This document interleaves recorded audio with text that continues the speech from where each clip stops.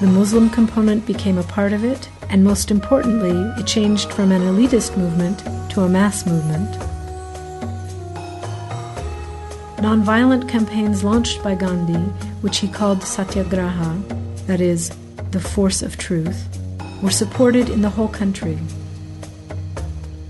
Disobedience to unjust laws, demonstrations, and especially non-collaboration with the English government were practiced. Government schools were emptied, conflicts were solved outside the courts, whoever had administrative jobs left them, and English products underwent a boycott. Old Indian looms were dusted off to produce clothing, and thus, by not buying from the English, the colonizers were hit where it was most important to them, the economy.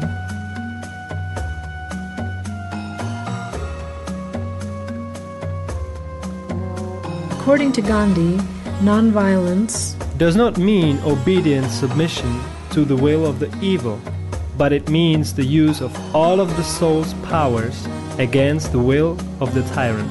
Nonviolence is not an excuse for the coward, but is the supreme virtue of the brave. The practice of nonviolence needs much more courage than the practice of arms. Vengeance is a symbol of weakness as well. A dog barks and bites when it is scared. A man who is afraid of no one in the world deems it useless to even get angry with those who try, in vain, to offend him. I regard myself as a soldier, though a soldier of peace.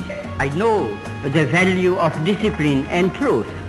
The battle continued with the boycott of salt imported from England. Gandhi taught his people how to extract it from the sea. However, the path was not straight. There was great violence by the English, who in a sadly famous episode shot on the Pacific and defenseless crowds. And there was violence by the marchers, which made Gandhi stop the satyagraha and later restart the fight. In general, the English responded with a succession of concessions and repression.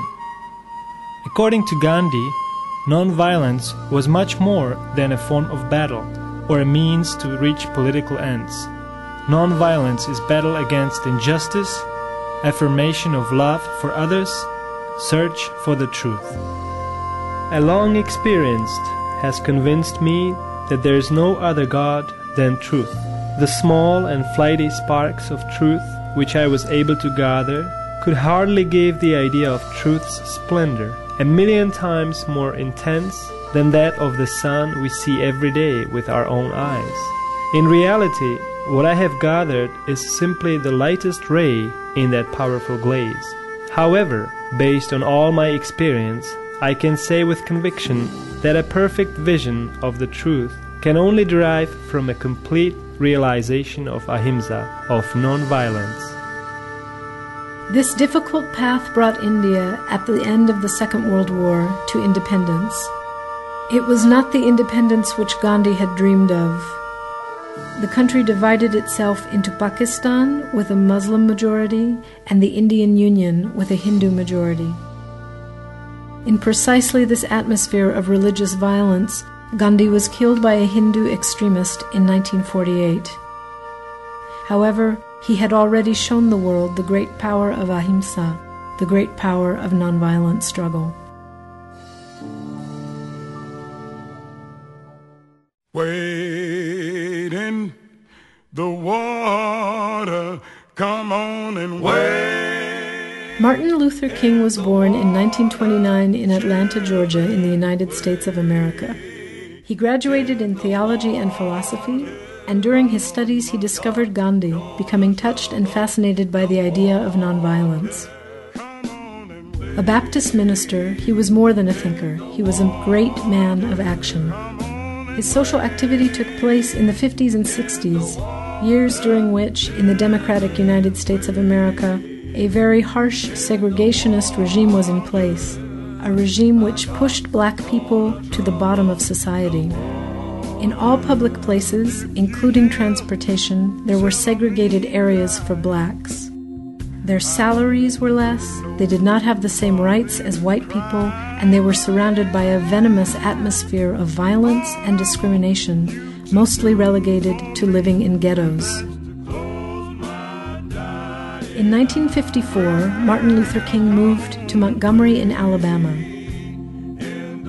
There he began his political activity, becoming a leader in the protest movement against racial segregation in the city's transportation system.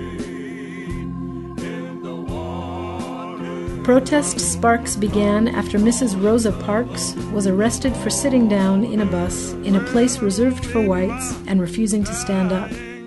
A successful boycott of transportation was then carried out. The protest lasted for more than a year, and the blacks of Montgomery displayed great conviction, stability, and maturity, putting Martin Luther King's ideas into practice, nonviolence, not responding to provocation. And there were all sorts of provocations. Martin Luther King was arrested and sentenced. He was threatened and attempts were made on his life. Mass arrests were executed. False information was given to the authorities and the media to try to divide the movement. This is the way that we will get out of this dark night of oppression and make of this nation a better nation. It means that we can stand up, allow the opposition to know that we will not accept injustice. We will stand up against it with our lives, but we will never stoop down to the level of violence and hatred. And we will come to that point when we will be able to convince him that a new world is emerging. After a year of protests, the Supreme Court declared segregation in transportation illegal. There were strong, violent reactions to the Supreme Court ruling, including protests by the Ku Klux Klan, but the movement's responses were also firm. We feel also that one of the great glories of American democracy is that we have the right to protest far right. This is a non-violent protest. We are depending on moral and spiritual forces, using the method of passive resistance. Even if we have to receive violence, we will not return violence. The black movement had grown among students as well. Non-collaboration, protests, and sit-ins were the methods most often used against segregation. An important goal was obtaining real voting rights for the black population. Martin Luther King continued to be abused, arrested without cause, threatened, and put in danger.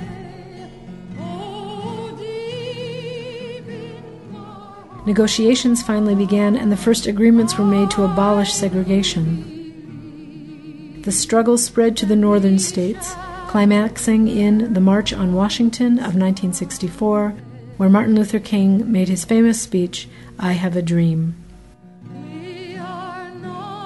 I have a dream that one day on the red hills of Georgia, the sons of former slaves and the sons of former slave owners will be able to sit down together at the table of brotherhood. I have a dream that one day, even the state of Mississippi, a state sweltering with the heat of injustice, sweltering with the heat of oppression, will be transformed into an oasis of